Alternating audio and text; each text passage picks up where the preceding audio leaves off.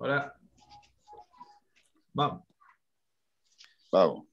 Déjame ver que está la para allá, Pinjas. Pinjas es larga. Larga, larga, larga. Pero entretenida, simpática. Ya. Vamos a ver. Pinjas, traducido al latino, es Phineas. Le llaman Phineas. Pero es Pinjas. Y le dijo el Eterno a Moisés: Pinjas, hijo de Eleazar, hijo de Aarón, el sumo sacerdote, o sea, era nieto de Aarón, ha aquietado mi ira contra los hijos de Israel, pues no aniquilé a todos ellos con mi celo. Tenemos que venir de un poco más atrás, de la parashá anterior, cuando Pinjas, hijo de Eleazar, hijo de Aarón, el sumo sacerdote, vio a a un príncipe de Israel con una madianita y los mató con una lanza.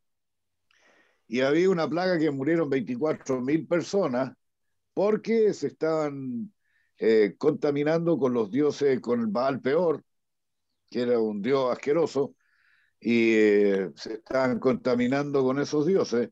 Y aquí en la Parashá Pinjas, continuando con eso, dice, y le dijo el Eterno a Moisés: Pinjas, hijo de Eleazar, hijo de Aarón, el sumo sacerdote, ha aquietado mi ira contra los hijos de Israel, pues no aniquilé a todos ellos con mi celo.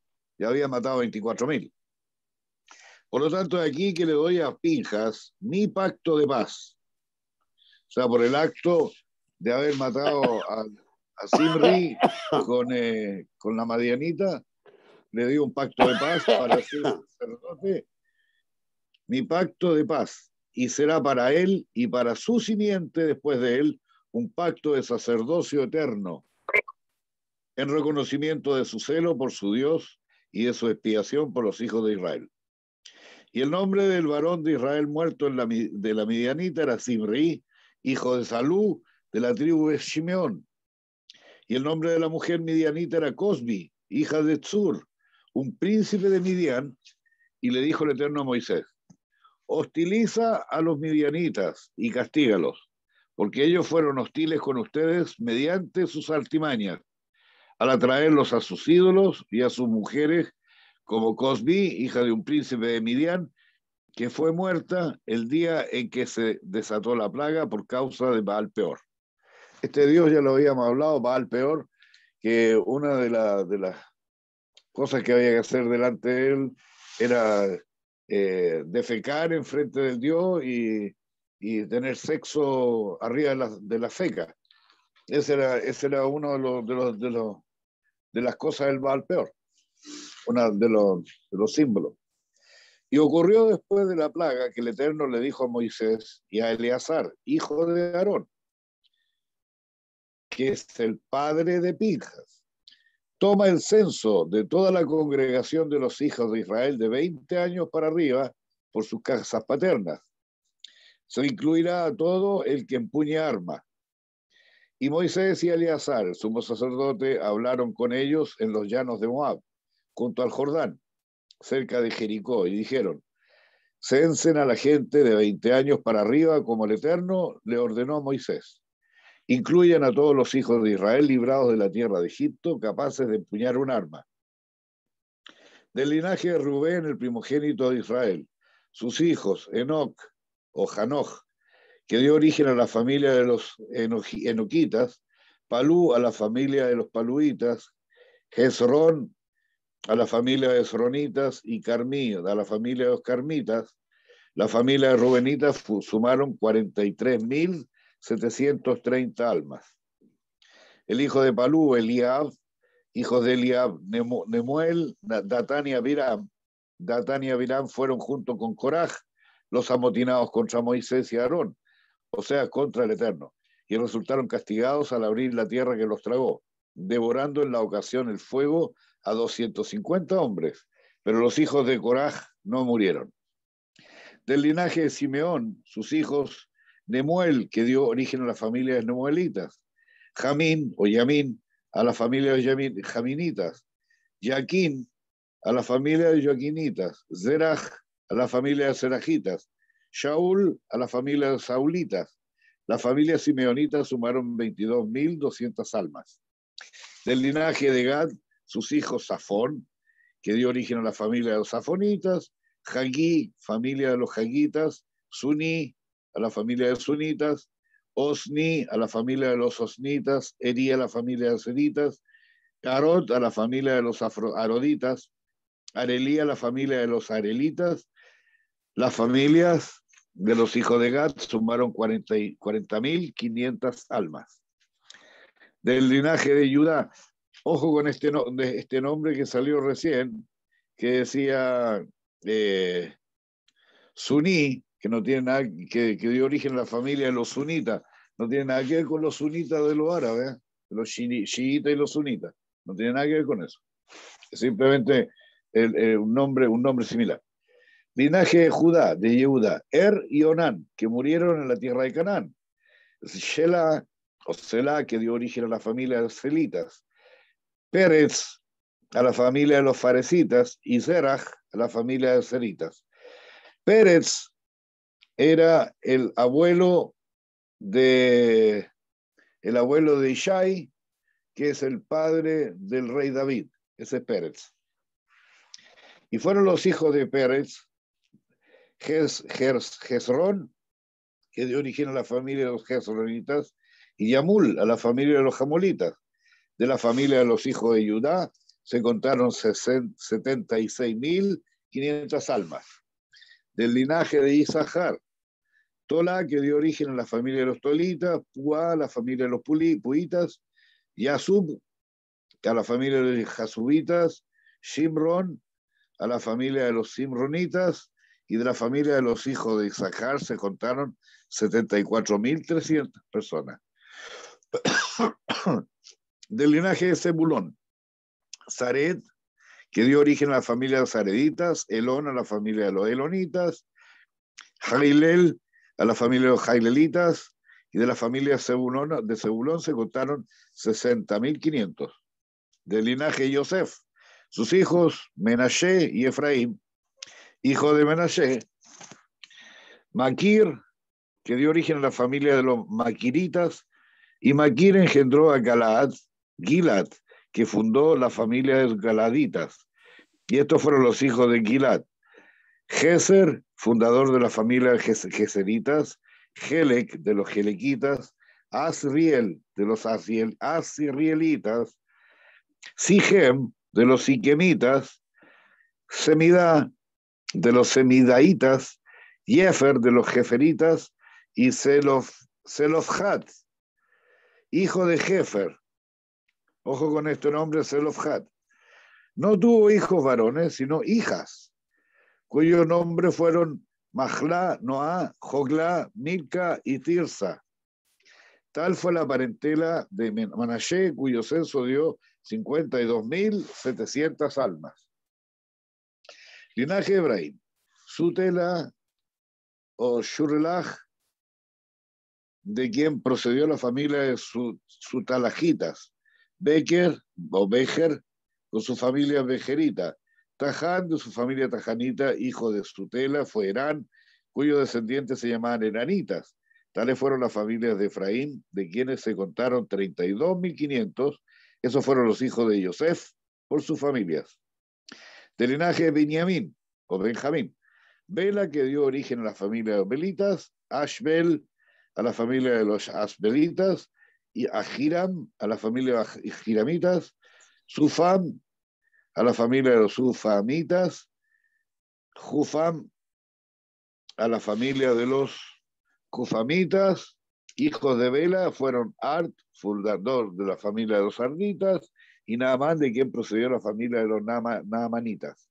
Tales fueron las familias de Benjamín, de quienes se contaron 45.600.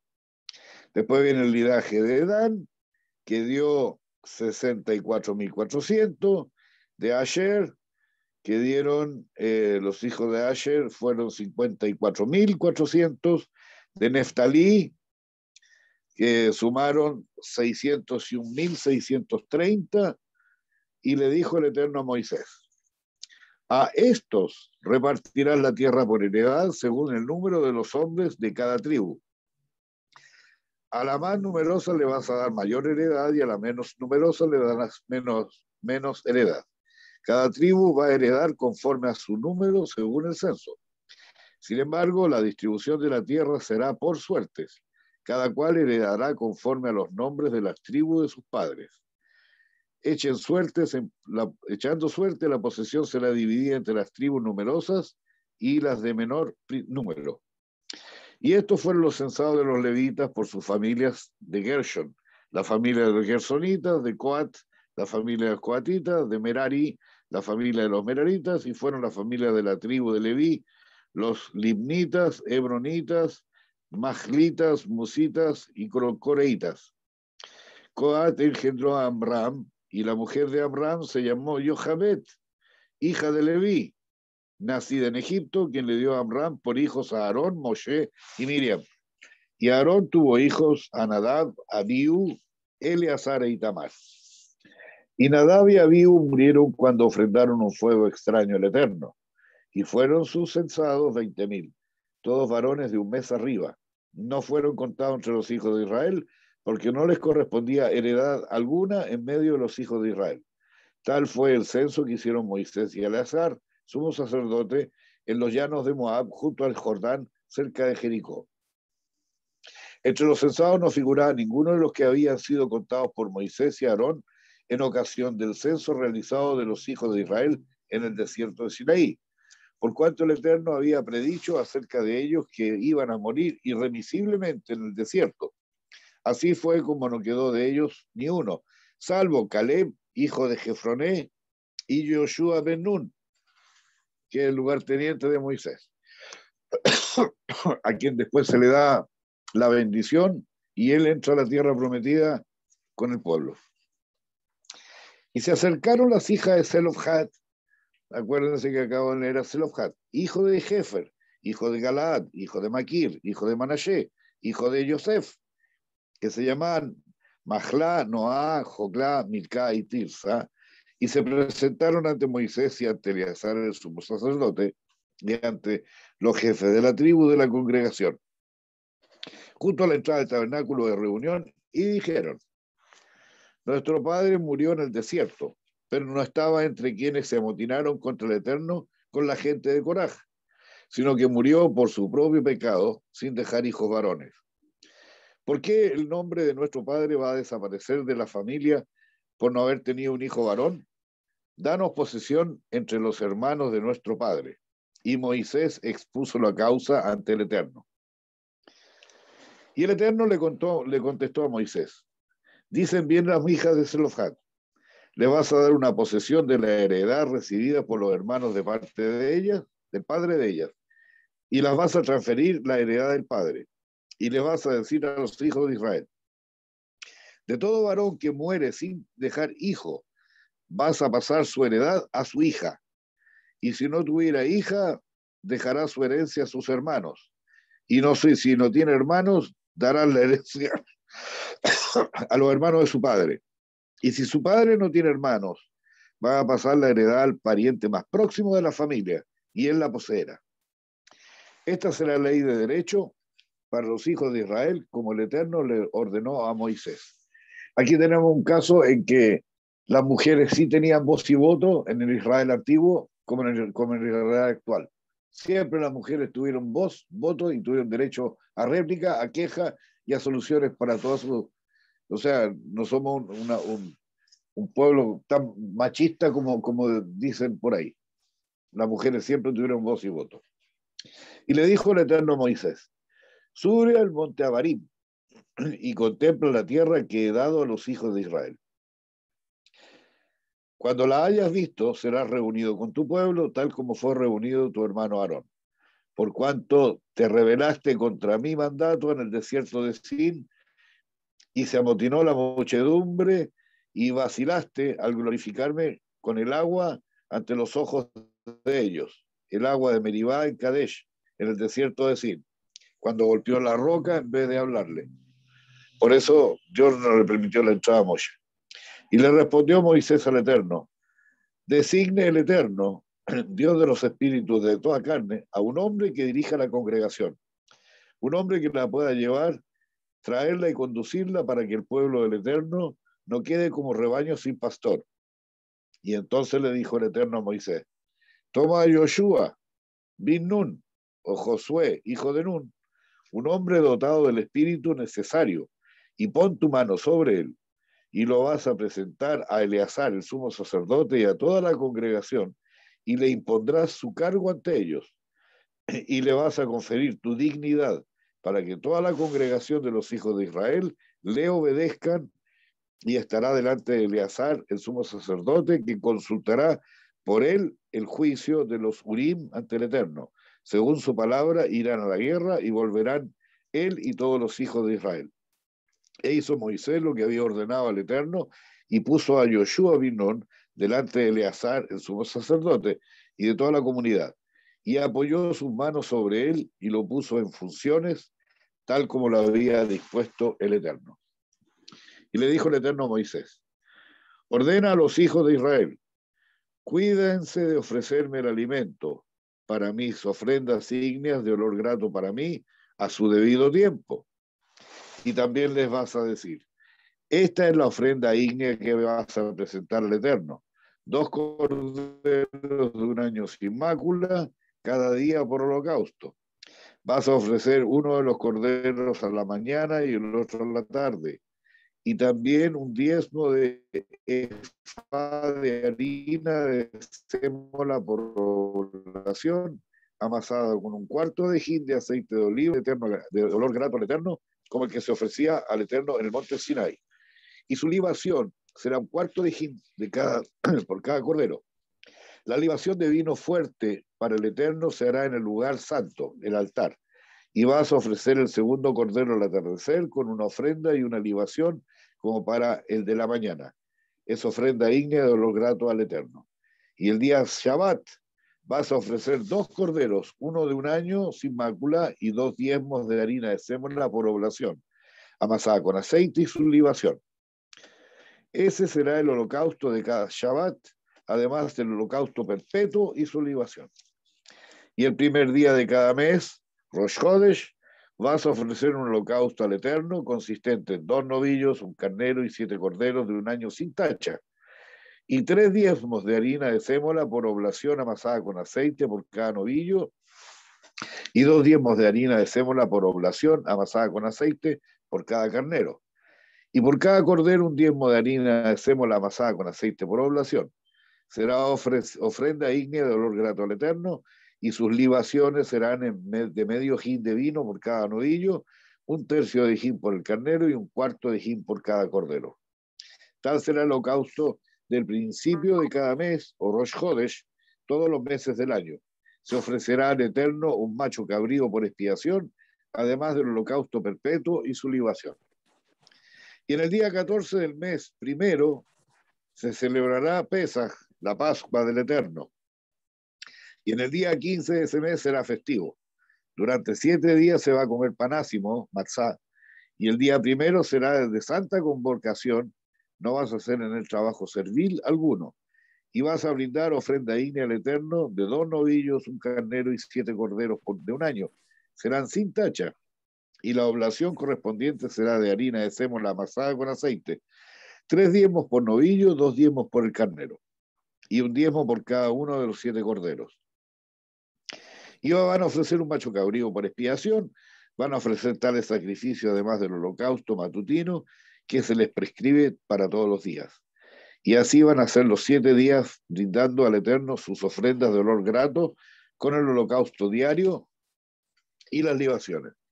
Y en el día 7º será para ustedes de santa convocación, Shabbat, y no vas a trabajar ni vas a hacer trabajo servil alguno.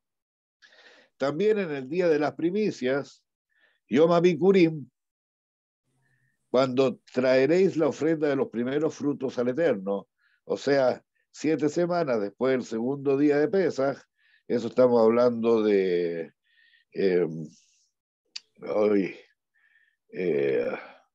bueno, ahí me acordaré. Tendréis santa convocación durante la cual no habréis labor servil, porque en Shavuot la fiesta de las semanas Pentecostés, y van a ofrecer holocausto de olor grato al Eterno. Estas las 7 semanas son la cuenta del Omer, y después del Omer viene Shavuot, que es la Pentecostés que le llaman los católicos. Y ofreceréis holocausto de olor grato al Eterno de 2 novillos, un carnero y 7 corderos de un año. Y su oblación vegetal de harina de sémola amasada con aceite será de 3 diezmos por cada novillo, 2 diezmos por el carnero y 1 diezmo por cada uno de los 7 corderos. Además van a ofrecer un macho cabrío por expiación. Todo eso será ofrecido sin perjuicio el holocausto diario y su oblación. Las víctimas serán sin defecto alguno. Y el día primero del mes séptimo, Tishri, será de santa convocación. No vas a hacer ninguna labor servil. Es el día del año nuevo, Rosh Hashanah, que se celebrará al son de la trompeta con los shofarim. En él ofreceréis 7 corderos de un año sin mácula y su oblación será de harina de sémola amasada con aceite. 3 diezmos por el novillo, 2 diezmos por el carnero y 1 diezmo por cada uno de los 7 corderos. Además vas a ofrecer un macho cabrío por expiación.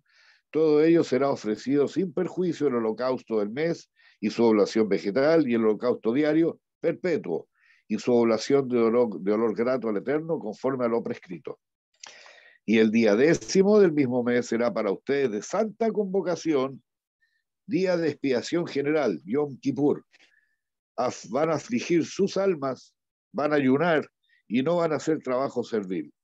Y van a ofrecer holocausto de olor grato al Eterno de 1 novillo, 1 carnero y 7 corderos de un año sin defecto alguno, y su oblación vegetal será de harina de sémola amasada con aceite.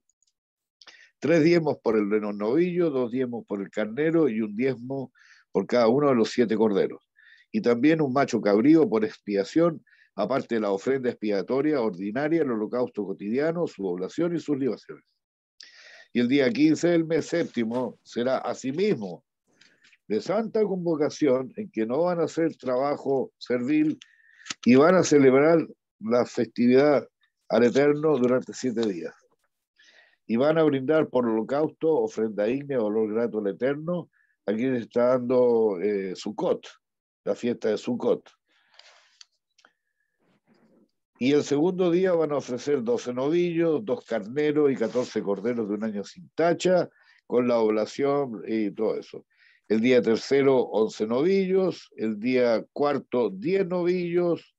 El día quinto, 9 novillos. El día sexto, 8 novillos. Va bajando la cantidad. Y el séptimo, 7 novillos. 2 carneros y 14 corderos. El octavo día será de reunión solemne, Shmini Atzeret, y no vas a hacer trabajo servil. Y ofrecerás en holocausto por ofrenda ígnea de olor grato al Eterno un toro, un carnero y 7 corderos de un año sin desdoro, con la oblación vegetal y las libaciones por el toro, el carnero y los corderos, conforme a su número, según lo prescrito. Y un macho cabrío por expiación, además del holocausto cotidiano, su oblación vegetal y sus libaciones. Todo eso pasa a ser al Eterno en los tiempos señalados, aparte de sus ofrendas en cumplimiento de los votos, sus holocaustos, oblaciones vegetales, sin libaciones y ofrendas pacíficas ordinarias. Y le dijo Moisés a los hijos de Israel todo lo que el Eterno le había ordenado. Ahí terminamos la parashá de hoy. Si se dan cuenta, la parashá de hoy parte con Pinjas. Pero Pinjas salvó de la destrucción íntima al pueblo de Israel. Hay que tomar en consideración una cosa, siempre que se habla del pueblo de Israel, nosotros, para que no haya confusión, no somos una religión, no somos una religión creada por el hombre. Nosotros somos un pueblo, no tampoco somos una raza. Siempre se habla del pueblo de Israel. En el pueblo de Israel hay morenos, hay blancos, hay negros, hay de todo. Se llama un pueblo porque estamos unidos por la creencia única en un Dios único. Por eso se llama pueblo de Israel. Así que el que diga usted, ¿qué religión es? De religión judía. No, no somos una religión, somos una creencia. Nosotros amalgamos diferentes razas en una sola creencia, en un Dios único. Y seguimos la Torá como nuestra ley perpetua. Bueno, continuando con la parashá de Pinjas.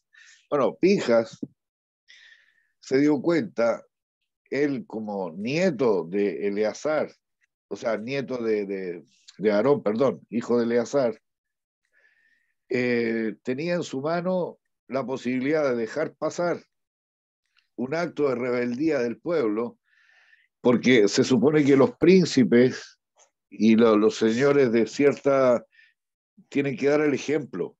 Si Dios dijo, no se metan con la madianita, y resulta que un príncipe nada menos de Israel, del pueblo, con una madianita, salen corriendo de la mano y se van a acostar después de haber adorado a Baal peor. Entonces lo que hizo Pinjas, Dios primero que nace enoja con el pueblo de Israel y y dio una peste que mató a 24.000 personas.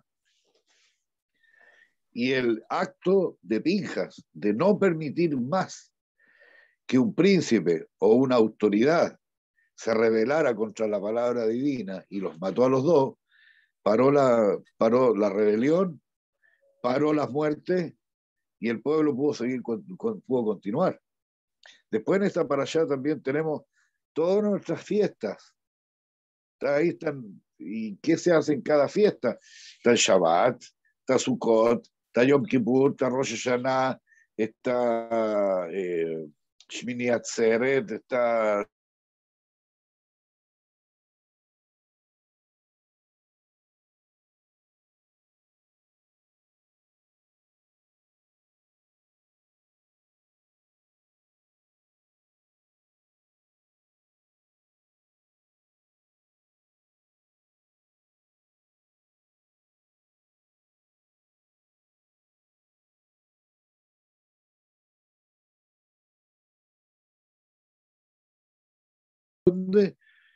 para me voy a morir, que pase lo que pase con el pueblo, da lo mismo. No, Moshe, como un buen líder, se preocupa con una dirección futura para entrar a la tierra prometida. Él se preocupó de no dejar al pueblo acéfalo, sin un líder, sin una persona a cargo que pudiera guiar al pueblo. Eso es un líder. Él amaba al pueblo de Israel. Cualquier persona dice, voy a morir, que hagan lo que quieran. No, ¿quién los va a guiar? ¿Quién los va a liderar? ¿Quién les va a dar todas las cosas que necesitan? ¿Quién se va a comunicar con el Eterno? ¿Quién los va a encaminar? Hasta el último momento él se preocupó del pueblo de Israel. Por eso que Moisés está Shua Binun, que dicen que era el lugarteniente, lo seguía a todos lados, aprendía cada minuto, conversaba con él, escuchaba sus preguntas, escuchaba sus respuestas, escuchaba sus discursos y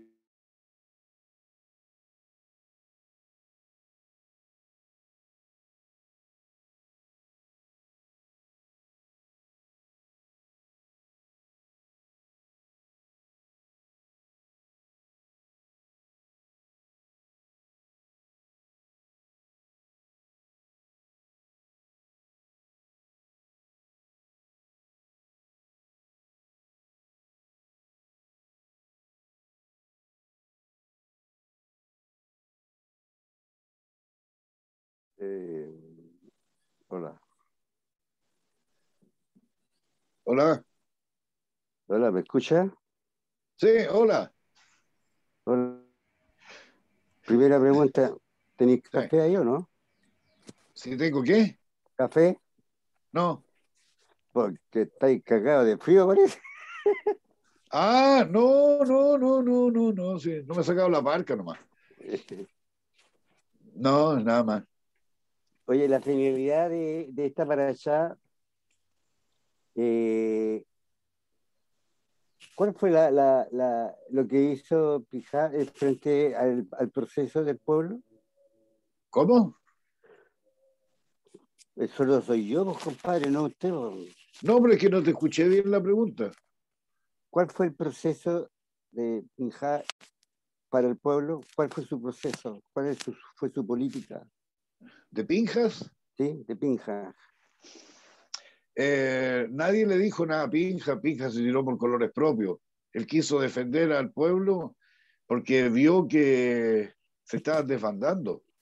Fue por celo profundo, por amor a Hashem nomás, que lo Ah, hizo. Fue por eso. Nadie le dio una orden, ni le dijo, ni nada. Él simplemente llegó, no aguantó ver tanta inmoralidad y ya, lo hizo. ahí Pero no. Dios por eso mismo le dio el sacerdocio eterno, lo perdonó. Por eso mismo Ajá. que fue que Dios le dio, le dio la paz, el shalom bait, el shalom para siempre. Ahora entendí. Digamos, me da una impresión que él tuvo algo y tuvo que actuar porque me da la impresión que lo que yo aprecié que era como una orden divina, que es lo que, pero no es así. No, No, no. no. Fue porque vio que se iba todo al tacho de la basura, que todo el esfuerzo de haber salido de Egipto, los 40 años en el desierto, que nada de lo que había pasado era lógico. Entonces tenía que causar al pueblo de alguna manera. Por eso se llama Pinjas.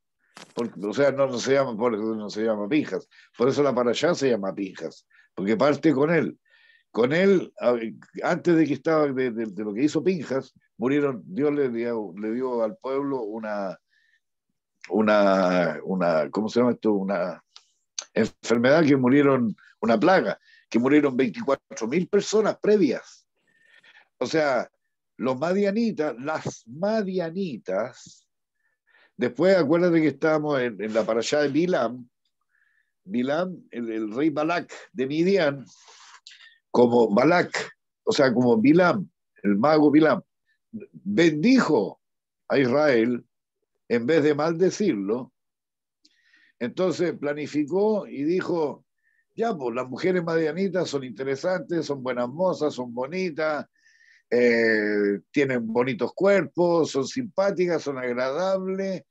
Destruyamos al pueblo atrayéndolo hacia nuestras mujeres, a los hombres. ¿Ya? Pero al atraerlos, obviamente que las mujeres van a enamorar a los hombres y los hombres ciegos de amor se van a, van a hacerle caso a las mujeres y van a empezar a creer en los otros dioses. Van a creer en los otros dioses, como el Baal peor. Y ahí aprovechamos de destruirlo. Por eso que Dios le dice a Moisés, destruye a los madianitas por el pecado cometido contra Israel. Porque Balak, rey de Moab, o sea, de Midian, justamente lo que quería era eso, destruir al pueblo de Israel, desviándolo del camino que se habían propuesto.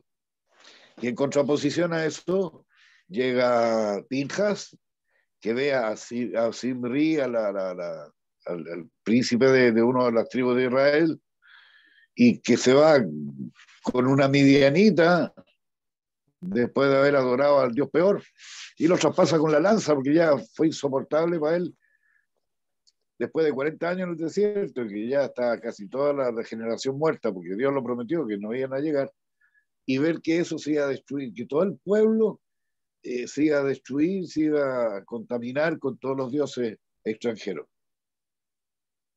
Por eso que Pinjas tiene el nombre en esa parasha.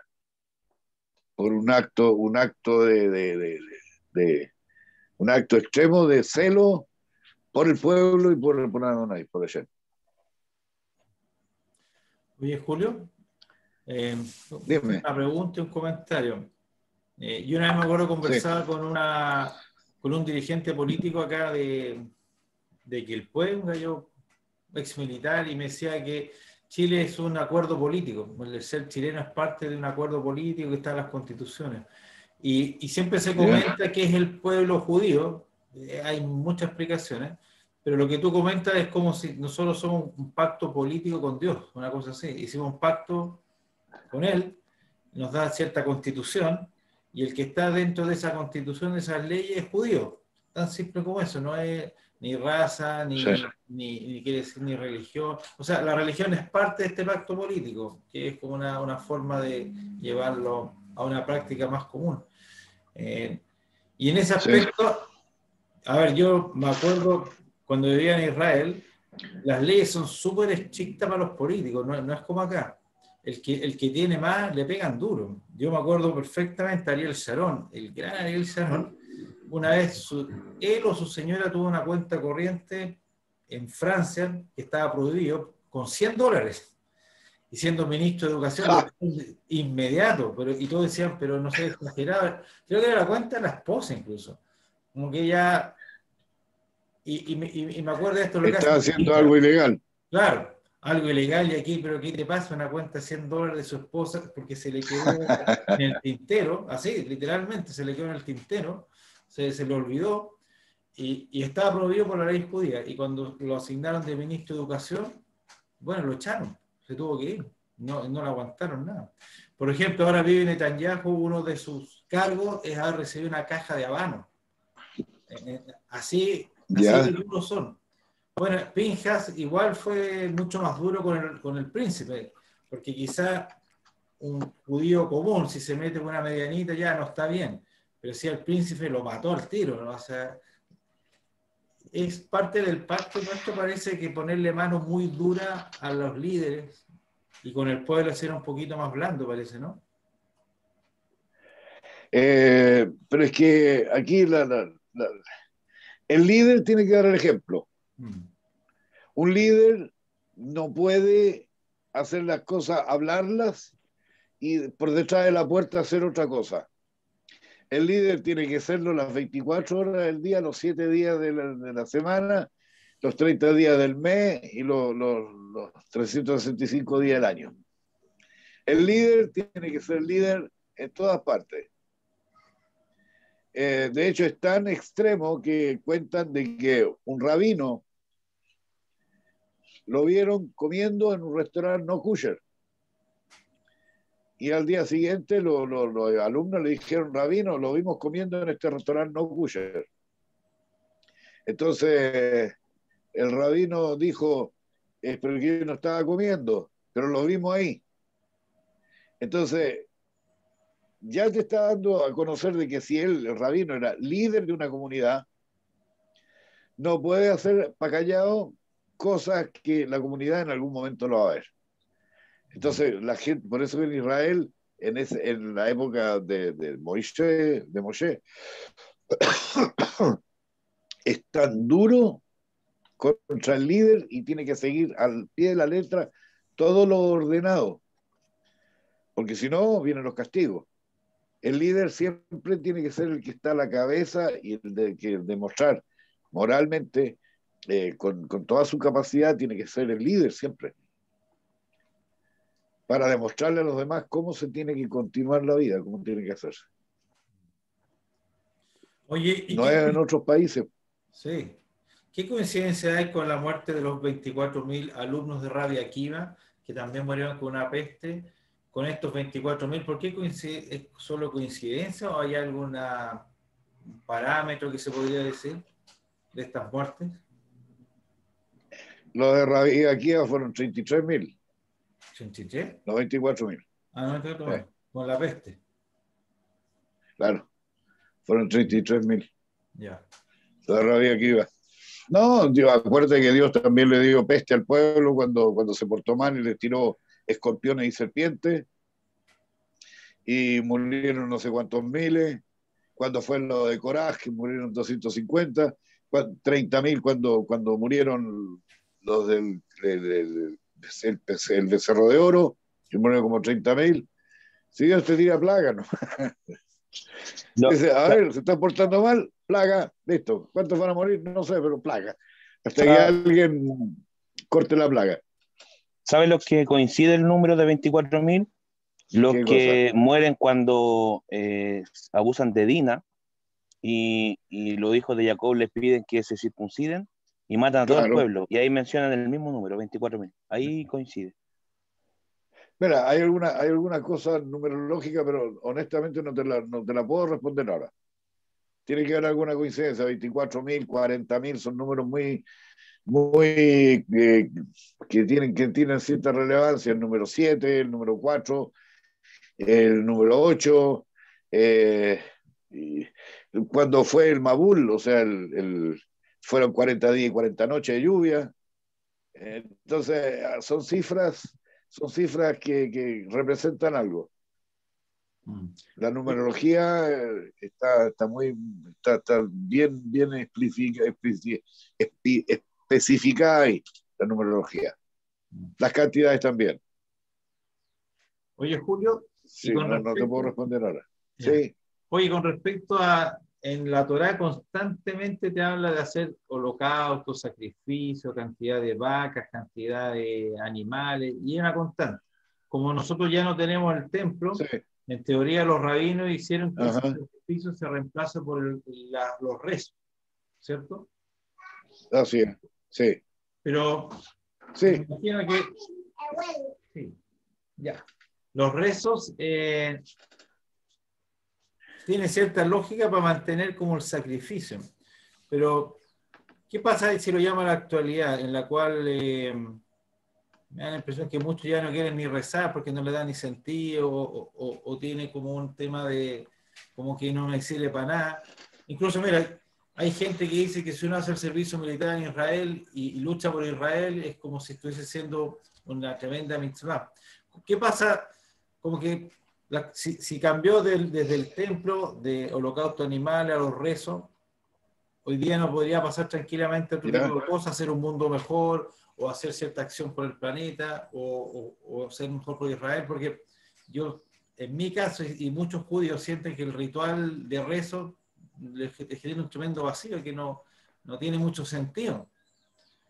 Eso, ¿cómo se podría llevar a la actualidad? Porque la gente se aleja de las religiones, porque encuentra que no voy a rezar, no entiendo nada, no tiene sentido, ya no conecta muchas veces. Y es lo que va, uno va a la sinagoga, van vacías, están gente joven casi no hay.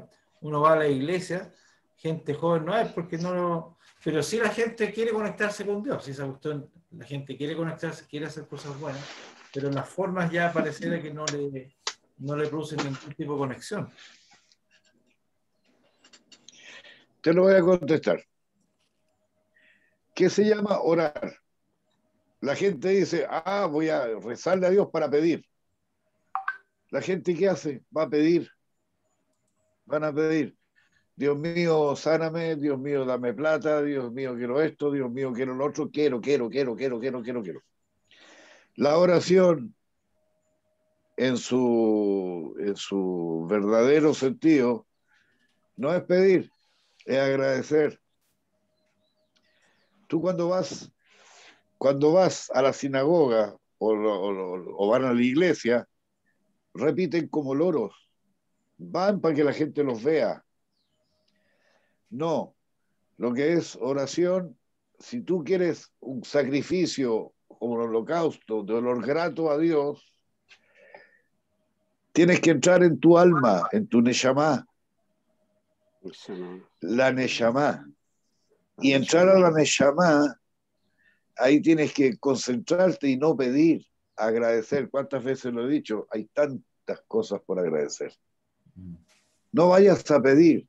Si tú vas a agradecer, Dios te recibe. Hay muchas veces que tú vas a pedir y la gente dice, pero Dios no me respondió. Dios siempre te responde, pero Dios te responde sí o te responde no. Y todo depende si lo que estás pidiendo te va a ser para beneficio tuyo o no va a ser para beneficio tuyo. Si tú pides y Él sabe que no va a ser para tu beneficio y tu mejora, te va a decir que no. Pero si tú pides y te dice que sí, es porque sabe que vas a seguir avanzando. Ese sí lo tienes que agradecer. Y ese no, tienes que saber que es porque te está diciendo por ahora no, o más adelante, o no es lo que tú necesitas. La gente está acostumbrada a ir a la iglesia o a la sinagoga o a los templos a pedir. A Dios no se le va a pedir. Él sabe lo que uno necesita antes que uno se lo pida.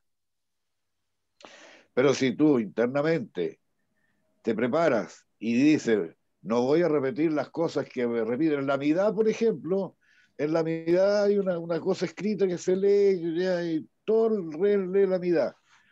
Y en vez de decir con la mitad, Señor, gracias, gracias por todo lo que me has dado, gracias por lo que tengo, gracias por los problemas que me has dado y para poderlos resolver. Gracias por esto, gracias por lo otro. ¿Por qué lee lo que dice ahí la mitad?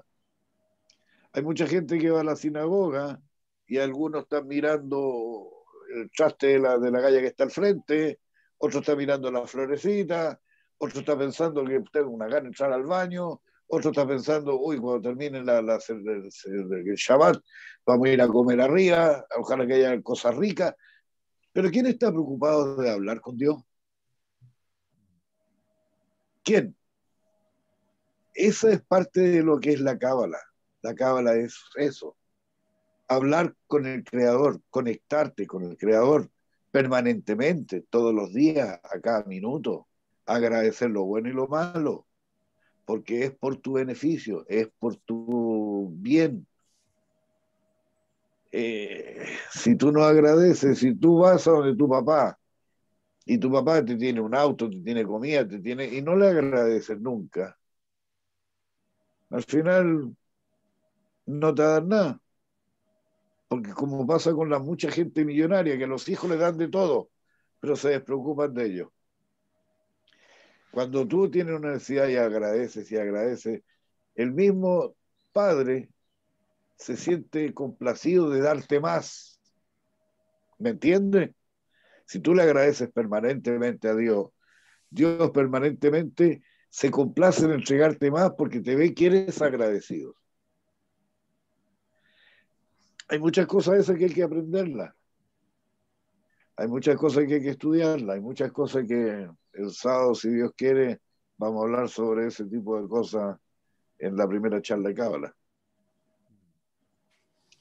Sí, ¿y no será que Hay muchas cosas. nos están fallando mucho las formas? Porque, claro, un ser humano agradecido es más feliz de partida. Tiene menos problemas, tiene menos estrés, tiene menos salud, tiene mejor salud. Y, por ejemplo, si uno analiza el fenómeno de Chile, Chile jamás había estado tan bien económicamente, tirando para arriba, y todo el mundo se queja.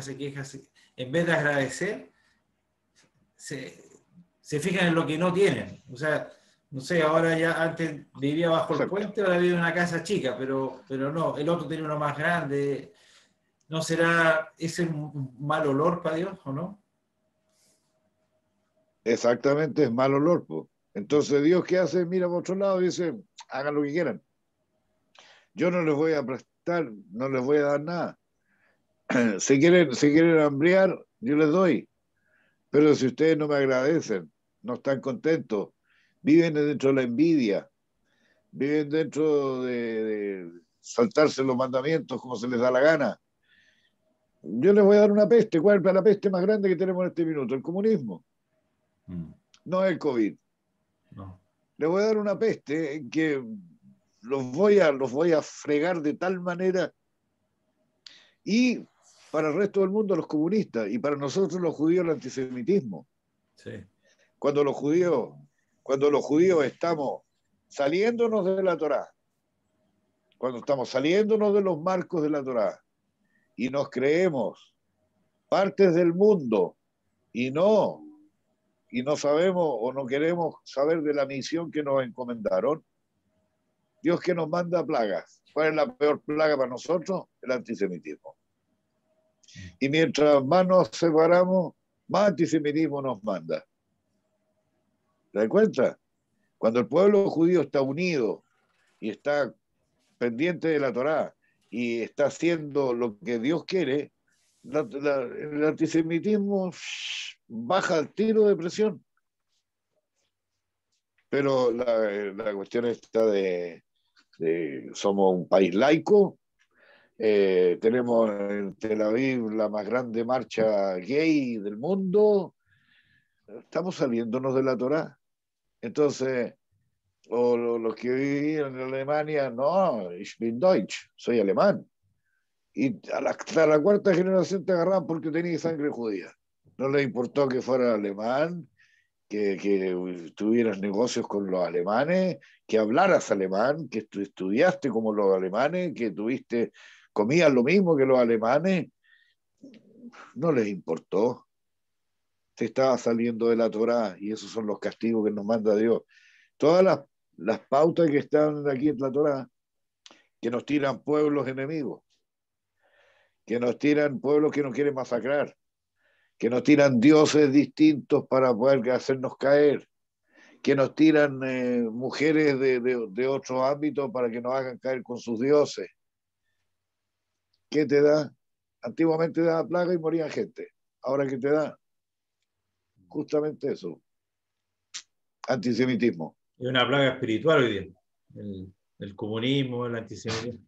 Trabaja detrás del espíritu y toma las mentes de las personas. Obvio. Obviamente. Y mucha gente está convencida de que ese camino es correcto. Por supuesto. Pero resulta que ese camino que está correcto es porque Dios le puso en su mente, y el Serará le puso en su mente, este es el camino correcto. Hagan sufrir a. Destruyan a. Tírense contra. No hagan surgir a.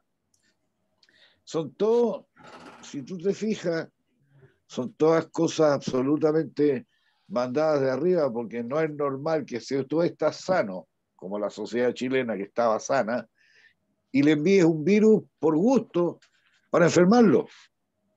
Hay que estar muy loco, pero le tiró un virus que había. Hay muchas cosas que analizar. Pero como para refrendarte un poco lo que hablamos en un principio. La gente que va a la iglesia, muchos van porque no tienen que hacer el día domingo y quieren encontrarse con los amigos y planificar alguna fiesta o alguna cosa para la semana siguiente. Otros van a mirar a la mina de turno. Otros van para que los vean. Pero ¿quién va realmente a agradecer? Jesús dijo, si quieres hablar con el Padre, y creo que lo he dicho en otras oportunidades, ándate solo a una pieza y habla con tu Padre en lo silencioso, en lo callado. Ahí vas a poder conversar con Él y vas a poder escucharlo y tú le vas a poder hablar lo que tú quieras. Y Él te va a oír. Oye, el resto... Pareciera mucho más lógico que las personas se juntaran a estudiar, rezaran por su cuenta o en grupos como quieran, y si nos juntamos para el asado, para jugar fútbol, para cosas entretenidas, no para vaciedades, porque lo que genera, a ver, esto lo define muy bien Baruch Spinoza en el Tratado de Ética. Él dice que lo bueno es lo que te genera alegría, potencia, crecimiento. Lo no bueno, él dice que no existe el mal, igual de ahí sacan también los rabinos que no existe el mal, es lo que te estanca, lo que te hace perder tiempo, un vacío. Si tú vas a la sinagoga y rezas como loro, te estás mirando, no sé, cualquier cosa, estás en estado de estancamiento, no hay ningún crecimiento. Entonces, intrínsecamente eso no te produce bien. Si tú rezaras por tu cuenta con un grupo pequeño o estudias y te juntas a jugar a la pelota por último, ya, pero ya estás haciendo deporte, ¿entiendes? Ya es mucho más entretenido. No digo que no hay que rezar, pero ese rezo colectivo de repetir como loro te genera estancamiento y tal como dicen muchos rabinos y también como dice el Baruch Spinoza, al final no es bueno. Estancarse no tiene sentido, ¿no? Pero eso estamos hablando de la parte de rezar, pero acuérdate que somos un pueblo, sí, y los pueblos tienen que estar juntos. Eso sí. Porque tenemos que porque tenemos que potenciarnos entre nosotros. Y yo te potencio a ti, tú me potencias a mí, yo potencio al vecino, el vecino potencia al otro vecino, y todos nos potenciamos. Sí. Pero, por ejemplo, cuando uno está rezando el Kadish. Y Kadal, Beikada, Shemer Rabá, Bealmati, Brahirutebe, y Amrif, Bajutebe, Jayejonu, Bimejonu, Jay de Holbet Israel, y todo lo demás. Si tú lo lees así, tú lo escuchas así, estás rezando, estoy repitiendo. Pero si tú dices, Baruch Ata Adonai Eloheinu Melech Haolam Asher Kidishanu Bemitzvotav Betzivanu, estás diciendo cada palabra y la estás pensando y meditando qué significa cada palabra, estás haciendo la misma oración.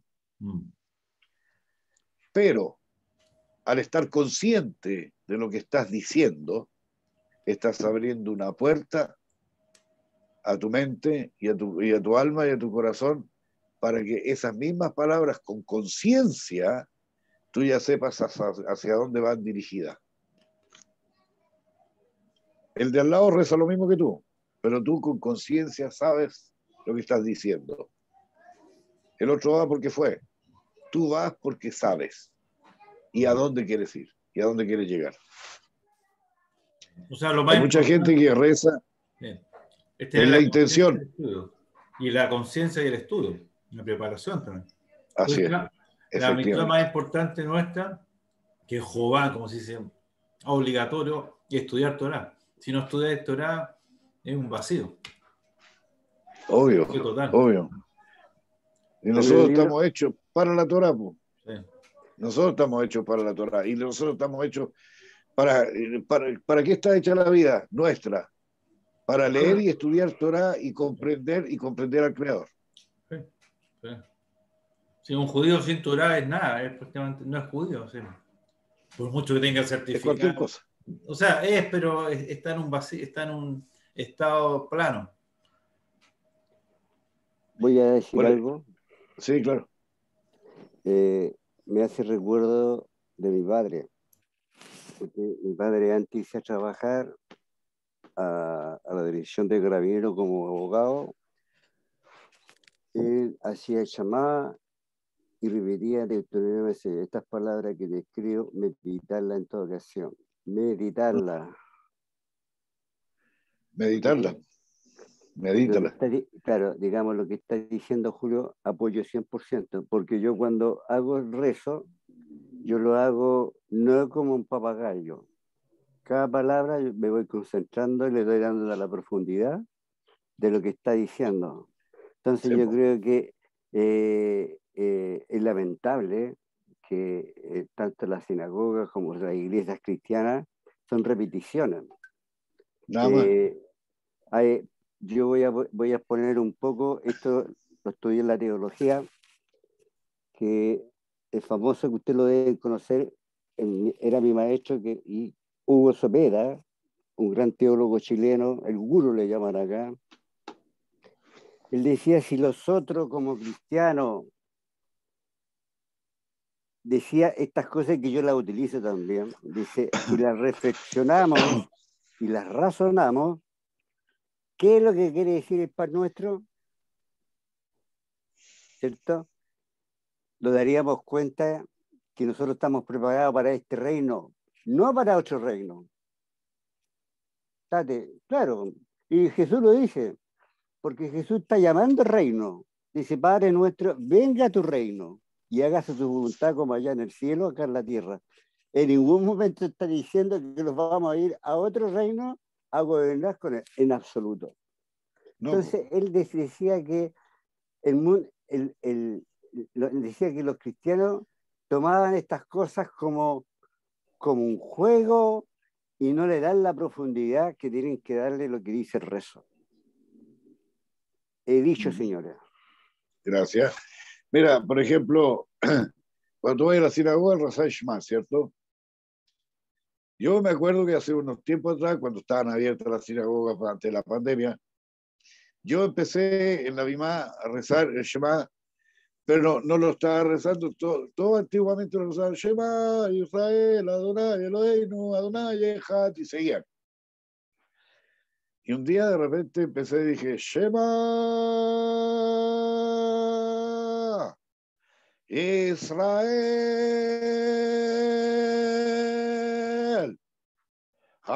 Adonai Eloheinu Adonai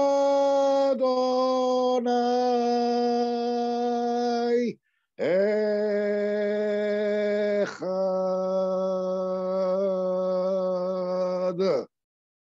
Y me pararon. No, que es muy lento, que es muy largo, que estamos aburridos, que tenemos hambre. Y yo me acuerdo que recé el Shema Israel concentrado, así como lo hice ahora. Y diciendo cada palabra, escucha, Israel, el Señor tu Dios es uno. Y me pararon. No, que es muy largo, que no se puede hacer. Y después tuve que volver a lo anterior. Efectivamente, perdón, efectivamente lo que dice Julio, ese día cuando rezó eso yo estaba ahí. Y a mí me consta porque y así me dijeron, te le quiero pegar el disco. y no, yo no se me pegó el disco, yo lo hice sí, pero ese fue el porque comentario. quería decirle, lo que le quería decir a la gente, y así escucha, y así es como debe ser. Claro. Yo mentalmente pensé que yo estaba en el medio de un desierto y había un eco gigante, habían todos escuchando. Y así como tuve que hacerlo, porque me nació. Pero bueno, pero ahora lo hice como lo hice. Y así es como se debería rezar el Shema Israel, porque estás llamando al pueblo para que digan, sí, es un solo Dios. Y nosotros le tenemos que dar absolutamente todo a Él, porque Él nos creó y aparte de crearnos, nos eligió como su pueblo único. Y tenemos que aprender de su palabra y aprender de la Torá y aprender de Moisés, que fue el legislador que nos dio la Torá, y ser líderes como fue Moisés y como fue Yoshua Minón. Tan simple. Oye, Julio, lo otra vez leí un artículo que decía que uno de los remedios mejores que ha sido contra el antisemitismo cristiano fue cuando empezaban a estudiar la Biblia, porque por muchos años el catolicismo no estudiaban la Biblia, y una vez que los cristianos más protestantes evangélicos empezaban a estudiar los relatos bíblicos, la Torá, la relación con el mundo judío, claro, se te hace muchísimo más difícil ser antisemita, porque está todo relacionado con el pueblo judío. Claro. Entonces, diciendo esto, por eso para mí es tan importante el estudio de la Torá masivo, que la gente estudie la Biblia, porque de partida obviamente se acaba inmediatamente el antisemitismo religioso y viene el antisemitismo laico o ateo, bueno, pero eso ya será otra gran batalla. Entonces, creo que la conclusión más importante es que los judíos estudien Torá y que los no judíos también empiecen a estudiar la Biblia como corresponden. Es que hay que, si no... a ver, yo cuando estudié teología en la católica, yo tenía una confusión muy grande en cuanto a la posición cristiana, no a la posición de judía. Porque decía, ¿por qué hay tantas denominaciones y todos aman al mismo personaje y adoran al mismo y tantas dominaciones? Porque no cachaba mucho el cuento en ese aspecto. Pero me doy cuenta de lo que está diciendo él, lo que está diciendo Ariel. Es muy lamentable, querido amigo, que en la teología católica, yo cuando entré, yo pensaba sinceramente que me iban a hablar de los papas, de la iglesia. No, no me hablaron absolutamente nada de eso. Me hablaron de la Constitución, cómo se creó. Pero ¿cuál es la manía? Que la teología aprendí algo que lo voy a decir ahora, que es la teosofía, y yo prefiero quedarme con la teosofía que con la teología. Porque la teología tiene muchas transformaciones, Ariel, demasiadas. Digamos, hoy día el creo va tomando una posición, puede ser muy fundamentalista, como también puede ser muy radical. Y antiguamente eran muy radicales, y hoy día son fundamentalistas, ¿ok? Entonces, ¿qué es lo que pasa? Que cada año hay escuelas de sabios teólogos y van formando ciertas posturas frente a esto. No, lo que dice este no es así, lo que quiso decir fue este otro. No, es que no dijo eso, dijo, entonces esas son la ayuntura que se forma en la teología, que al final la gente no sabe realmente a quién creer. Así lo veo yo, como en este aspecto.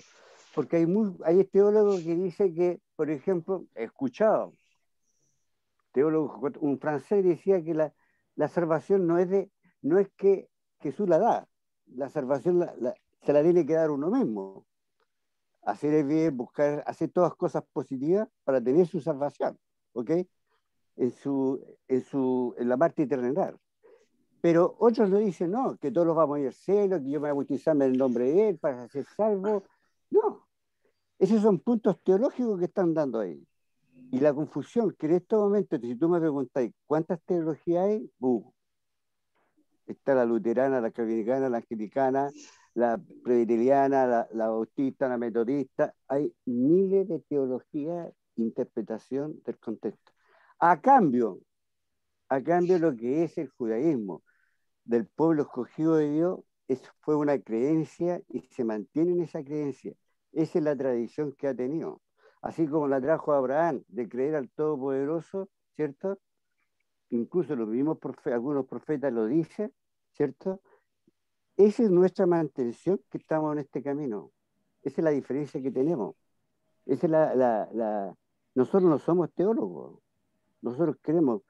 Yo un día, un amigo mío, que Julio también lo conoce, el Kelly, que es circular, pero lo callaba pesa, iba a pesa, iba a Rocha Hashaná, iba a todas las fiestas que, claro, ¿te das cuenta? Entonces, él me decía él, y es respetable, me decía, no, yo me quedo con la tradición. Pero mira, vamos, un punto aquí que es desde cuando Moisés bajó las tablas del monte y se escribió la primera Torá, han pasado 4.000 años, 4.500 años, algo así. Sí.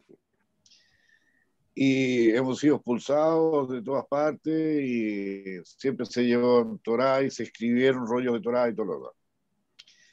Se han encontrado rollos de Torá muy antiguos y rollos de Torá nuevos. Y la diferencia en 4.000 años han sido nada más, no en la forma ni el fondo, sino que en la forma de escribir la palabra, que significa exactamente lo mismo, 9 veces. En la Iglesia Católica, de tantas denominaciones y, ¿cómo se llama esto? Traducciones y interpretaciones y todo lo demás, hay más de 250 Biblias distintas. ¿Por qué? Porque todas las otras religiones son religiones. Son inventos humanos. Te faltó un cero. Bueno, lo que sea, pero son inventos humanos las religiones. Inventos humanos. Esto, la Torá, la dio Dios directamente, que es el creador del universo. Claro. Entonces, ¿cómo vamos a cambiar lo que dio el creador si el creador dijo esto es y así es? Pues, punto. Pero los otros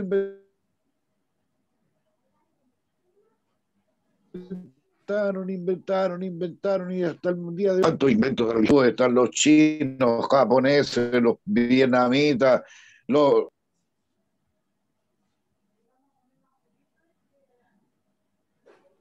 Se silenció, Julio. Está silenciado. Sí. Listo. Entonces, tenemos que creer en una sola cosa y la Torá es la ley, con mayúscula, la ley. Sí. A eso hay que basarse. Y con respecto a eso, por ejemplo, Jesús, como judío, explica la Torá, ¿no? Eso es lo único que es. Después todo lo que viene más adelante con Pero las religiones, claro, pero él lo que hace específicamente lo trata de llevar de un lenguaje simple para que por ejemplo, los no judíos entendieran un poco el tema y también los judíos otro punto de vista, y después se expandió. Claro, y después viene la religión y todo esto. claro. La religión tiene su sentido también, si no es que sea malo, pero a lo que yo voy, los que están escuchando acá, seas católico o cristiano, si te quieres ir a la fuente exacta inicial, de donde parte estudia En la la Torá. Torá puro, claro. Y cada uno va Sí, po. entendiendo. Y si uno quiere Pero rezar con sí, Dios, lo puede hacer directamente con Él. sí, po. Cualquier ser humano es hijo de Dios y puede sentarse a conversar con Él como el Padre. Así de simple. Y no hay Ahora, intermediario. si uno quiere pertenecer a una religión porque es un tema comunitario, lo hace bien, porque hacen buenas cosas también, ayudan al prójimo, Sí, es un sí. complemento, no es que sea malo en sí, pero si te quieres ir al origen, siempre ahí está la Torá. Y lo que nosotros hemos hecho, para que entiendan, por 4.000 años, certificar que esta la Torá, la que están leyendo en tal sinagoga, es exactamente la misma que la primera. Por eso somos súper estrictos en la escritura de la Torá y tienen que ser todas iguales y muy certificadas. No es cualquier Torá, no es cualquier copia, no. Un rabino o No. una escuela rabínica, una de sus misiones más importantes es certificar que es exactamente la Torá igual a la de 4.000 años atrás. No hay ninguna variante, ninguna letra, ninguna coma, porque es Nada. la representación divina del mensaje. Y eso es en esencia el judaísmo. La verdad que es certificar la Torá y firmar el pacto. Para mí es un pacto, no es un pacto con Dios. Es un pacto. Daniel, Pero buenos días. ¿Puedo hacer una Sí. consulta? sí. Lo que pasa es que lo estaba escuchando, ¿ya? Y yo pertenezco a una iglesia evangélica, cristiana, Uh-huh. ¿ya? Y lo que yo veo, y varios adultos lo vemos, sobre todo en los grupos más jóvenes, es que hay una comodidad. Entonces, frente a la lectura, ¿ya? Ellos no quieren escuchar, no quieren leer y prefieren escuchar. Y ahí viene un poco lo que dice don Juan respecto a que algunos buscan ir a seminarios, a hacer cursos de teología y cosas así, y finalmente se presta más para confundir que para enseñar. Hoy día, ¿cierto? Yo por misericordia participo en el grupo de ustedes, llegué a través de un amigo, y puedo aprender un poco más. Y cuando Julio lee, yo sigo acá la escritura en mi Biblia, en una de esas tantas versiones, ¿ya? Y voy aprendiendo. Pero yo veo que la juventud hoy día tiene una suerte de comodidad donde no quiere leer y quiere que todo le llegue fácil. Y en ese facilismo, el escuchar de distintas versiones trae más confusión que aprendizaje. Exacto. Así es. Perdón, Julio. Rodrigo, mira, es muy lamentable para mí, yo creo que para muchos de los cristianos, que yo te hago una pregunta a ti. ¿Qué Biblia utilizas? Yo uso la Reina Valera versión 1960. Ese es bien. Tú mismo me diste la respuesta. Ahí está el problema. ¿Y por qué no lees tú la Reina Valera de 1560 o de 1570? Porque no existía. Espérate. Acuérdate que cuando el primer contexto de Reina, no de Valera, ¿tú sabes por qué Lutero la rechazó? Esa es la teología, pues, amigo. Ahí se mete la teología. La rechazó porque Reina está hablando mucho de judaizar, mucho de judaísmo. ¿Ok? Dijo, no, esto no nos conviene. Entonces, ¿qué es lo que pasa? Se tuvieron que juntar dos personajes y redactar nuevamente la Biblia y salió a la luz. Por ejemplo, yo conversaba el otro día con Natael, en la Vulgata, el mismo relato de Mateo 23, donde dice, ¿y cuándo veremos el Mesías? Y él dice, hasta que llegáis bendito en nombre del Señor, ¿cierto? Pero en la originalidad no dice así. En la originalidad Jesús está diciendo, bendito el que viene en nombre del Señor, porque Él dará a conocer su santo nombre. ¿Qué está diciendo ahí? Que Él no es el Mesías. No. Entonces, Está hablando de son, Dios, claro, Dios mismo. Diga, exacto, ahí está, Julito, está. ¿Y por qué lo sacaron? Esos son los conceptos teológicos, Rodrigo. Digamos, esas son las modalidades que van formando la Biblia. Por ejemplo, Paul Johnson, ¿parece ser? No. ¿Cuánto se llama este? Ay, se me fue el nombre. Ven las variaciones de las Biblias, los cambios de palabra. Ahora, el cambio de palabra puede, tú lo puedes interpretar de una forma, pero si yo veo la originalidad, no es así. Te pongo otro ejemplo. Esto no es mío por si acaso, no es mío, es de la teología. Según los relatos de los sabios que encontraron algunos fragmentos de Mateo, encontraron 8 fragmentos y que le llamaron capítulos. 8. Te pregunto a ti, ¿de dónde salieron los 20? Es que la iglesia inventó cosas, asumió. Entonces, ese tipo de cosas, Rodrigo, la gente no lo sabe, no tiene idea.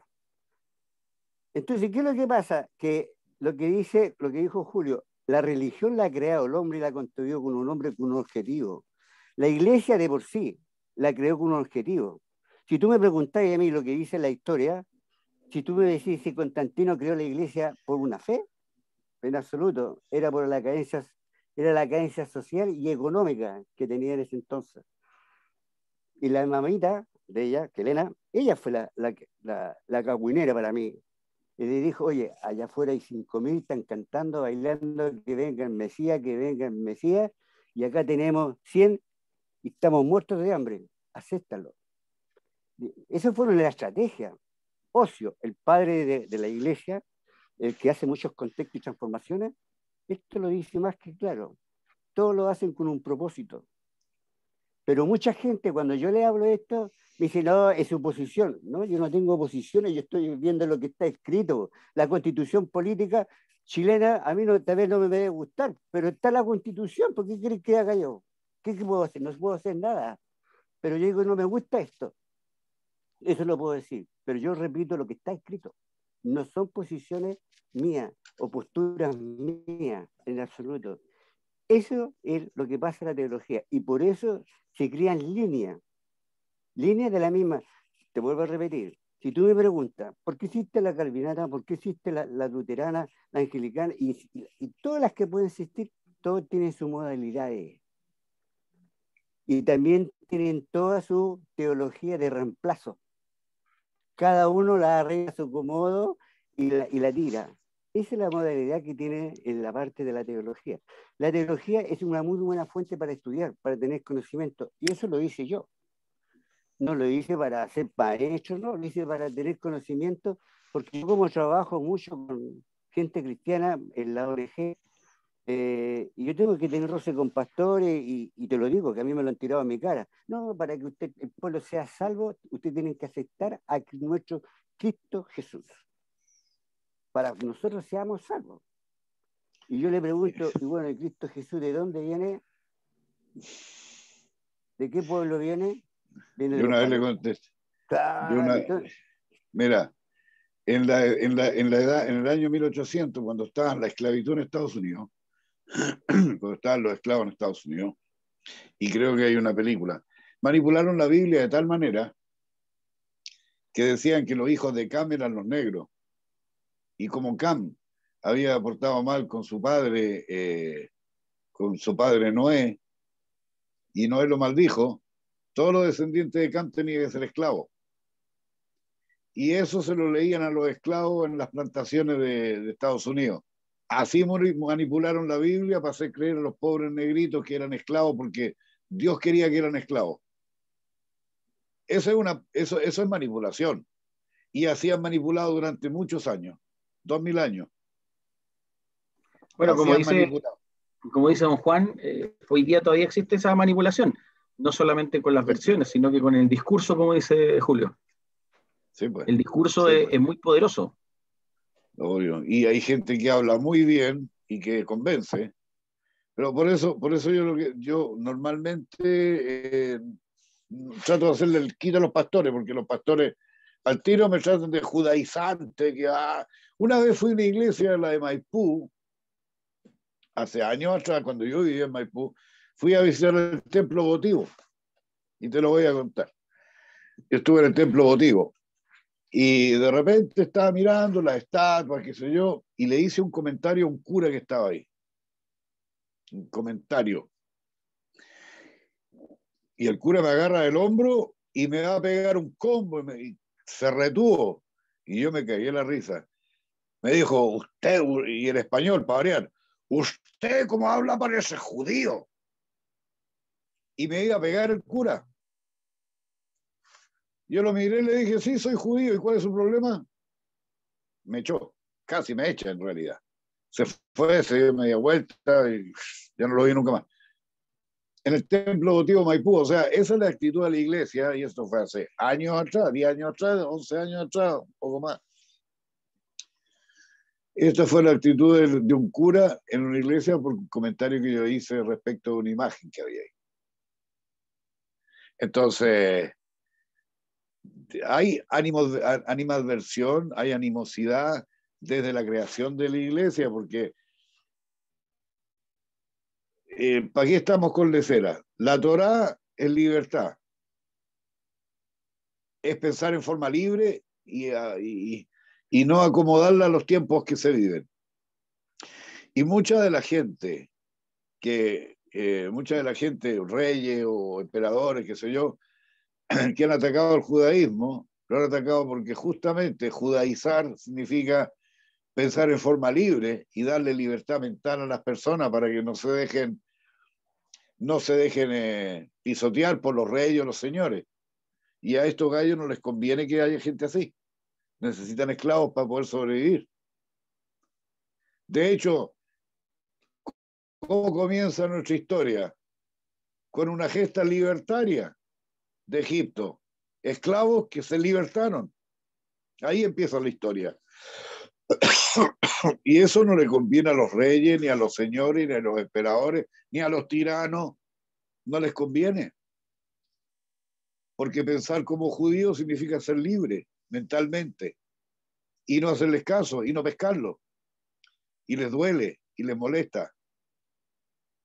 Esa es la diferencia. No somos sometidos. A nosotros no nos somete nadie más que Dios. El único que nos puede someter. Disculpe, don Julio, pero frente a esa verdad que usted menciona, es probable que a lo mejor haya una confusión, insisto, porque cuando aprendemos, nosotros los cristianos, ¿cierto? En el libro de Hechos, la disputa entre Saulo y el concilio de Jerusalén, donde se discute precisamente esta fase judaizante, está más enraizada en el fariseísmo que en lo que usted menciona. Porque si efectivamente nos vamos a la opción de la verdad, es mucho más libertaria, como bien dice usted, respecto de esta disputa de Saulo, donde lo que se estaba discutiendo eran cosas más bien físicas, ¿cómo se llama? Esto de cortarse el prepucio, no me acuerdo cómo se llama. Circuncisión. La circuncisión, muchas gracias. Estaban hablando de eso y de otras prácticas más bien físicas, pero no de esta libertad. Por ejemplo, lo que ustedes hablaban hace poco de cómo orar frente a Dios, esta conversación personal, donde ahí sí hay libertad, donde realmente cuando usted menciona, ¿cierto? Este Shema Israel de escucha conscientemente, no escuchar por escuchar donde pasa el tiempo más rápido o más lento, sino que efectivamente el poder escuchar la palabra de Dios. ¿Será que esa falta de conocimiento respecto de cómo enseñar las escrituras es lo que nos lleva por un por un camino errado. Juan lo decía, hay tantas teologías donde hoy día realmente, no sé, pues hay algunos que hablan de la teología de la prosperidad, otros de una teología alternativa, otros de la teología de aceptemos a cualquiera, y la verdad que hay tantos movimientos que yo como adulto a lo mejor me puedo guiar y como les digo, tengo la posibilidad de estudiar con ustedes, pero hay muchos otros que estudian porque disculpando la expresión, algún perico se puso una chapa y vamos estudiando alguna versión nueva de teología. ¿Me permite? No, espera un segundo, voy a responder antes que se me vaya la idea. Mira, tú hablaste de la circuncisión. La circuncisión física es un pacto. Correcto. Entre Dios y Abraham. Es un pacto físico para demostrarle que Abraham era hijo de Dios directamente, y ese es un pacto. Es un pacto escrito entre dos partes y le dice, a través de este pacto te voy a hacer crecer y engrandecer por las naciones. Y es un pacto divino entre Dios y el hombre. No es porque nosotros hayamos querido circuncidarnos, es un pacto divino. Punto 1.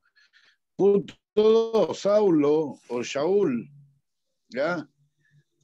Cuando iba a la sinagoga, se encontraba, habló del pacto, que no era necesario hacer la circuncisión porque los que estaban atrás en la sinagoga, que había mucho interés en ser judíos, podían entrar, pero por fe, por gracia. Para entrar al pueblo judío, no es necesario que ustedes entren al pueblo judío, con que cumplan las 7 leyes de Noah. Es suficiente para ser una persona honesta. A nosotros, por el pacto que hizo con Abraham Dios directamente, ya nosotros tenemos que tener ese pacto, y nosotros no entramos a Dios por gracia, nosotros entramos a Dios por conciencia, porque queremos conocerlo. No es por fe. Yo tengo fe que me levanto en la mañana, salgo de mi cama y me paro. Pero si en la noche tengo algún problema en que al día siguiente voy a tratar de levantarme y no puedo mover mis piernas, está malo el ejemplo, pero de todas maneras por fe no se entra por conocimiento. Y conocimiento significa la Biblia. Saulo habló con muchos que eran esclavos en Grecia, y porque los otros no querían circuncidarse, dijo, ustedes pueden entrar por gracia. Y ahí creó la religión católica. Exacto. Ahí la creó él, porque Jesús no creó ninguna religión. No. Jesús dijo, yo vengo a hacer cumplir la ley de Moisés. No. Que no. Es mosaica. No, pues está. La ley. Está bien. Vengo a hacer cumplir la ley de Moisés, o sea, la ley no de Moisés, porque Dios le dio a Moisés la ley. Exacto. Moisés simplemente la transmitió. Pero Jesús dijo, yo no vengo a hacer cambiar ni un punto ni una coma, según la traducción, pero es una yod. La yod es la letra más chica, viene el nombre Yod He Vav He, que significa yo soy lo que soy, Asher Yehe, que soy lo que soy, que es el nombre divino. Y dijo, no vengo a cambiar ni un punto ni una coma de la ley de Moisés, vengo a hacerla cumplir. Así es. Entonces, esa teoría post-Jesús, que Jesús nunca se consideró a sí mismo ni creando una nueva religión. Él fue judío, fue un rabino judío y se comportó como un rabino, y de los fariseos, los saduceos, esas corrientes religiosas que estaban en conflicto permanente. Exacto. Porque cada uno quería tener más adeptos que el otro para ganar más plata. El poder humano. Entonces, unos decían otra cosa y unos decían otra cosa. Unos venían de la ley de la escuela de Gilel, y los otros venían de la escuela de Shammai, los saduceos y los fariseos. Entonces tampoco es muy relevante. Exactamente. Tampoco es relevante. Va a ir cerrando ya. Era corriente. Sí. Ya. Oye, y la última cosa que pasar una cronología. Nosotros partimos como los hebreos, del pueblo hebreo sale el pueblo de Israel, del pueblo de Israel siguen los judíos por los exilios, y ahora nuevamente somos el pueblo de Israel con el Estado de Israel. ¿Entiendes? Claro. Entonces, Bien. ahí creo que el tema del judaísmo, que también fue una religión inventada por nosotros los israelitas para poder sobrevivir, después tenía un sentido pragmático, muy pragmático, mantener el pacto constitucional con Dios. ¿Entiendes? Ahora, claro, nace Israel y empieza a cuestionarse un poco la religión judía, ¿entiendes? Que quizás no es que sea malo ni bueno, tuvo su época, ¿entiendes? Y lo que hay que entender es que el pacto con Dios es con los judíos, o sea, con el pueblo de Israel. Y tú para llegar a Dios no necesitas ser israelita, puedes ser cualquier ser humano, chileno, argentino, lo que sea, cumpliendo las 7 leyes noágidas, reflexionando, estudiando, no necesitas religión, nada. Y si quiere aprender más, bienvenido. Si quiere ser parte del pacto, bienvenido. Pero las reglas no las pusimos nosotros, las puso Dios. Así que ningún ser humano me puede decir es que esto ya no va. ¿Dónde? Si está escrito por Dios. Si nadie puede cuestionar, o sea, cuestionamos todo, pero nadie puede cambiar. Y Jesús se lo dijo clarísimo. No. Yo no puedo cambiar. Nadie puede cambiar nada. Lo podemos certificar exactamente lo mismo. Ahora, la interpretación la da cada uno. Pero no pueden venir a cambiar algo. Eso sí que ya es algo gravísimo y se generan estas confusiones. Y claro, puedes acercarte a Dios a través de la enseñanza de Jesús, que es muy buena, excelente, pero puede ser directo también y punto. Y nadie necesita ser israelita, ¿entiendes? Para ser, teóricamente, entrar al nuevo mundo o estar con Dios, ¿no? ¿No? Puedes aprender con nosotros y eso queremos. Bueno, lo que significa... Eso sí. Lo que significa, un punto, lo que significa el nombre de Israel, Yasharel, significa directo a Dios. Directo a Dios, claro. No necesita un intermediario. Sí, claro, Yasharel. Sí. Oye, Yasharel. Aquí Rodrigo habló sobre el concilio de Jerusalén. Me parece bien. Y yo te hago una pregunta a ti como cristiano. ¿Por qué no se toca esos temas en las iglesias, en general, católica, protestante? ¿Por qué no tocan el tema de ese tema del concilio, que para mí es muy relevante y le da la firmeza, la certeza de Jesús? Bueno, yo creo, y voy a hablar en términos de opinión, ya que no se toma, y un poco por lo que veníamos hablando, hay una suerte de facilismo. Estudiemos lo que nos resulta más cómodo, como decía Julio, ¿cómo manipulamos? Usemos las epístolas, usemos los evangelios, porque también hay que considerar que en muy pocas iglesias o en muy pocas reuniones se habla del Antiguo Testamento. Normalmente se usan los evangelios o las epístolas. Sí, claro. Bueno, yo te voy a explicar un poquito y cortito. Primeramente, la afirmación que hace. ¿Tú sabes quién fue el que organizó ese concilio? No, exactamente no lo recuerdo. Juan el Justo, Jacob, hermano de Jesús, el que le llevaba el pandero y la batuta para todos lados a su hermano. ¿Ok? ¿Qué mejor que el hermano que lo conoce que más directamente? Hermano carnal, ¿cierto? Pero el debate que estaban diciendo justamente fue esto de la circuncisión, ¿cierto? Juan el Justo decía que la circuncisión de lo que dijo, lo que acaba de decir el rabino acá, Julio Lisbach. No soy rabino. Como que no, maestro soy, po. Bueno, ya. Entonces, mirándolo, era la posición de decía, bueno, viene el pacto de Abraham.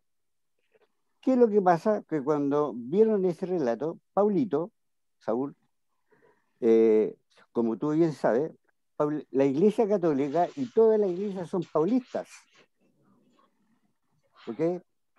Y siempre yo le hago la pregunta a los pastores, ¿a quién tenemos que creerle? ¿A Pablo o al maestro? Al maestro. Bueno, sigan hablando del maestro, no me hablen de Pablo, porque Pablo no conoció a Jesús. ¿Okay? No. Por lo tanto, hablemos del maestro. El maestro tiene la enseñanza.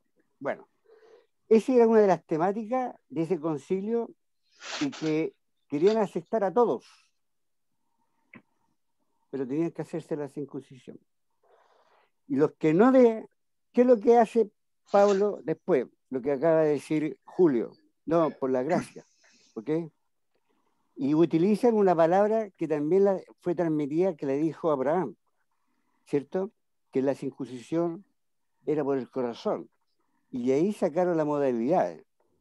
Y esos son contextos teológicos, amigo. Todos esos son contextos teológicos. Cuando a mí me hablan de la gracia es una cuestión teológica. Porque la gracia la tenemos. Voy a tener que despedir porque llegó mi jefe. Ya, chao. Muchas gracias. Ya, nos vemos, chao. Bueno, el tema es para largo. Hasta el próximo sábado. Chao. Hola. El tema es para largo, Rodrigo, y si te interesa, yo tengo algunos materiales, pero no son cosas mías por si acaso. Yo digo no son mías. En el primer concilio de Odisea, ahí empiezan a tener el rechazo de este concilio de Juan el Justo de Jerusalén. Lo rechazaron, me dijeron no los conviene, etcétera, etcétera. Entonces, esas son las partituras que se están presentando frente a eso. La teología es interesante, Rodrigo, como para estudiarla y sacar sus conclusiones. Pero yo no te puedo derrogar la fe, en absoluto. Tu fe es tu fe. No. Claro, lo que yo trato de reforzar, qué es lo que es la fe, cómo se puede cultivar. Claro, a mí me dicen, ¿cómo podemos hacer, cómo conocer más de esto? Estudie la Torá o estudie la Biblia. ¿Y cómo la he ido a estudiar? Una de las cosas que aprendí de la teología, que me decían que los evangélicos, los católicos decían que los evangélicos son como los pollos. Yo dije, ¿y por qué? Porque pican aquí, pican acá, pican estos choladitos, sacan de acá, ¡paj!